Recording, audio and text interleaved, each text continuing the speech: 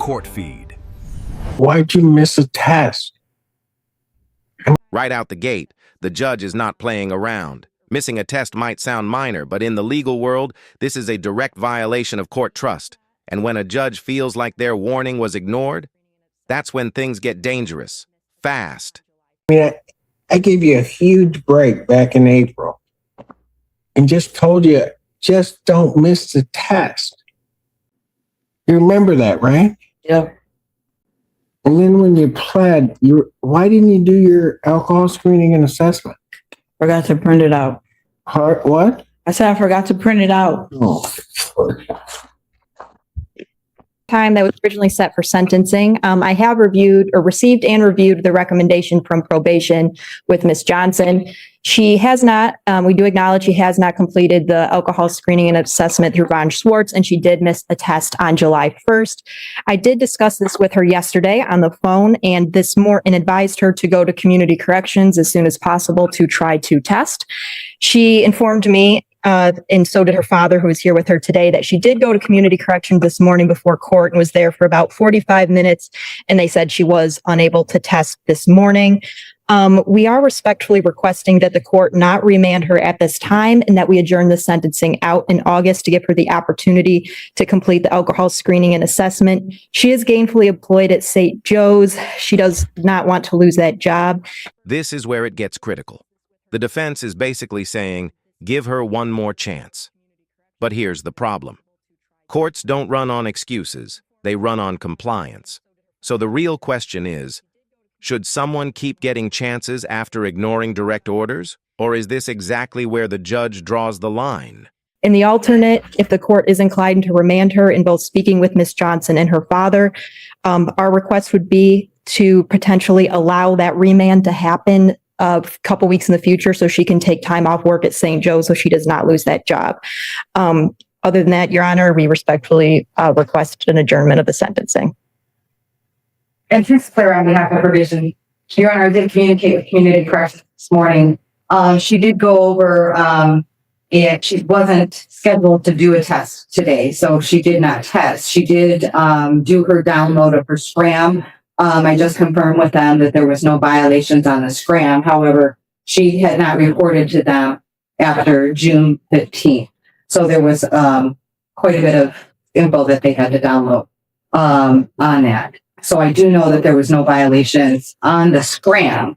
However, probation also wants to point out to the court that this court did direct her back on April 3rd and warned her about any further mistesting. So she was given a warning by this court back in April about her remaining compliant with her testing. Why'd you miss a test? I gave you a huge break back in April and just told you, just don't miss the test. You remember that, right? Yep. And then when you pled, why didn't you do your alcohol screening and assessment? Forgot to print it out. What? I said I forgot to print it out. Oh, they do so much. I didn't send you the last time. I'll re-refer to defendant to Von Schwartz for completion of her alcohol screening and assessment. Young lady, understand something.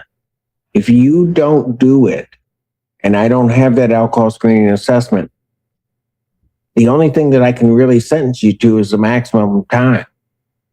And I don't want the paper. What? The paper. What? All the lists on it.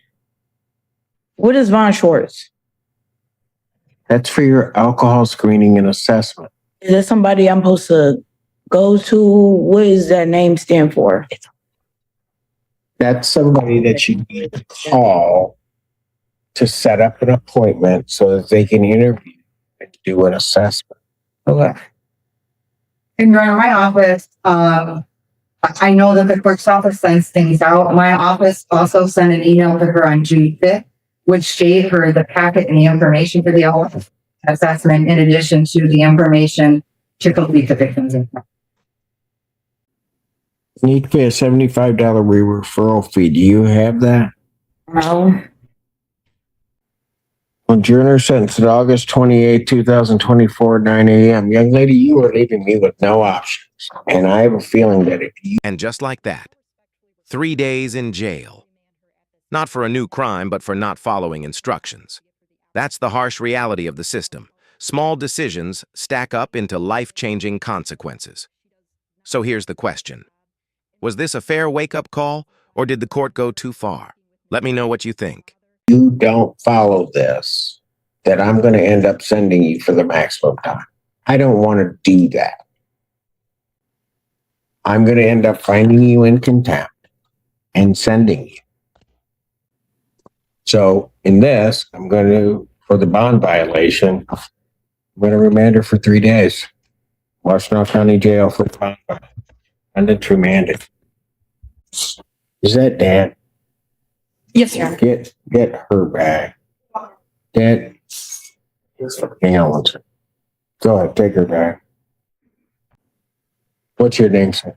Tony Johnson. Okay. Can you help try to get her through it? Yes, I will definitely make sure that she does it. She lives with her mom, so I don't kind of know the things that kind of goes on. So I'm just coming to support, and I just was hoping that you didn't take her to jail because I know. she need this job so bad. I know. And I trust me, I did not want it. I just, Miss Polera, can you give to Dad the Von Swartz information and the victim's impact information so that he has it, so that I get where he is, so that he knows what she has to do. Yes, sure. I do know I heard him in the hallway, really getting after her for not doing food. So I think that he will. Well, I don't doubt that. If you stop by my office, or I'll ask them to give you the paper, print it out. Is that in this building? Right down the hallway. And so I'll tell them you're coming right down. And, Okay. I have the $75 for any fee or whatever that she might have needed to pay.